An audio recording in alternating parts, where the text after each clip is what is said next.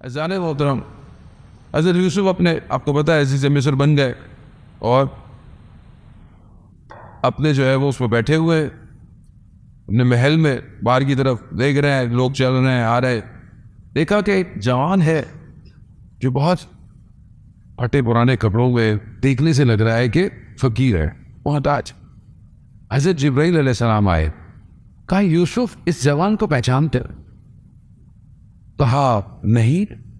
کہا یہ وہی جوان ہے جس نے بچپن میں آپ کے لیے گواہی دی تھی، کیونکہ قرآن میں ماشاءاللہ سب کو حفظ ہے، واقعہ ذہن میں اچھی طرح ہے ہمارے۔ میں پھر بھی بتا دیتا ہوں، تکرار کے لیے، بچوں کے لیے، آپ بڑوں کے لیے نہیں بتا رہا۔ حضرت یوسف علیہ السلام کو جب زلیخا نے بلایا تھا اور 7 دروازے بند تھے، زلیخا نے تقاضا کیا، حضرت یوسف نے باہر یہ درس ہے جوانوں کے لیے۔ آج جوان کہتا ہے کہ میں گناہ کیسے چھوڑوں، اس سے صبر نہیں ہوتا، اور آپ کے 7 دروازے بند نہیں ہیں، 7 دروازے بند تھے، اور وہ عزیز مصر کی زوجہ تھی، آپ کے اوپر کسی نے پابندی نہیں لگائی ہوئی، 7 دروازے بند۔ حضرت یوسف کو زلیخا نظر نہیں آئی، شیطان نظر آیا۔ اسی لیے خدا سے دعا کرنی چاہیے، خدا مجھے دنیا کی لذتوں کی حقیقت دکھا، حقیقت دکھا۔ معصوم سے پوچھا آپ گناہ کیوں نہیں کرتے؟ وہ معصوم ہے لیکن بھائی کیوں نہیں کرتے؟ مطلب کہا اگر گند کچرا پڑا ہوا ہو، غلاظت پڑی ہوئی ہو تو اس کے پاس سے گزرو گے؟ کہا نہیں۔ کہا گناہ ہمارے لیے بالکل ایسے ہی ہے۔ کیوں ہم دنیا کی لذت ہو؟ کیونکہ ہم نے اپنے آپ کو ٹیون نہیں کیا۔ آج کی زبان میں سافٹ ویئر اپڈیٹ نہیں ہے، وائرس لگا ہوا ہے، وائرس لگا ہوا ہے، ہر کچرے کو کھینچ لیتا ہے۔ اگر سافٹ ویئر ہو تو ذرا سا بھی وائرس ہے پھینک دیتا ہے اسے، اچھا سافٹ ویئر۔ دنیا کی لذت کی حقیقت آپ کے سامنے کھل جائے، آپ کبھی بھی اس کی طرف نہیں جائیں گے۔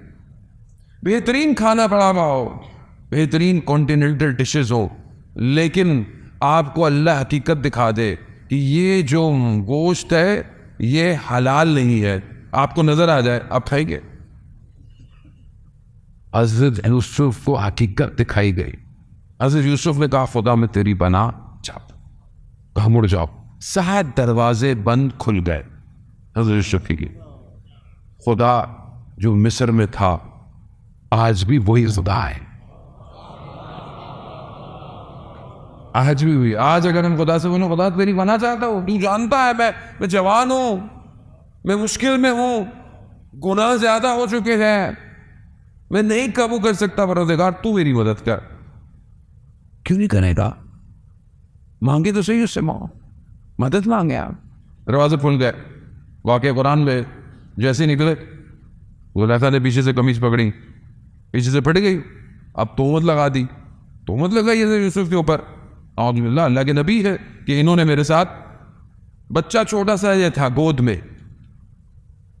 بچے نے گواہی دی تھی کہ اگر قمیص آگے سے پھٹی ہے تو حضرت یوسف کی غلطی ہوگی، اگر قمیص پیچھے سے پھٹی ہے تو پھر زلیخا۔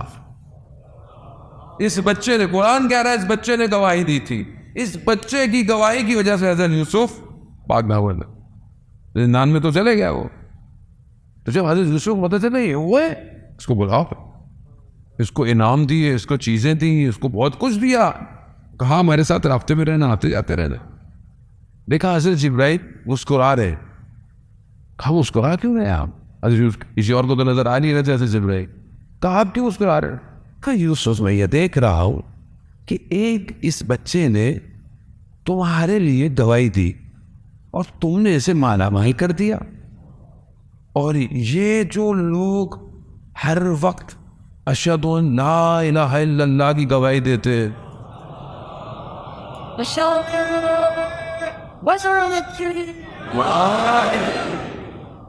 یہ جو خالق کے لیے گواہیاں دیتے ہیں،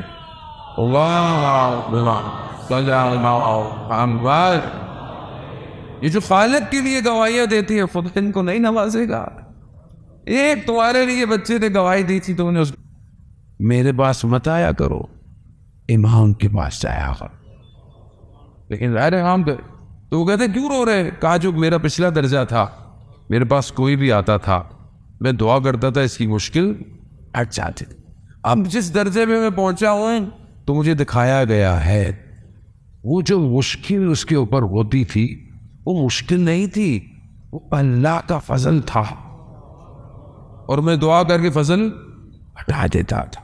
عزیزان ہم سمجھتے ہی یہ کائنات کے نظام، ہم ظاہری نظام میں پھنسے ہوئے،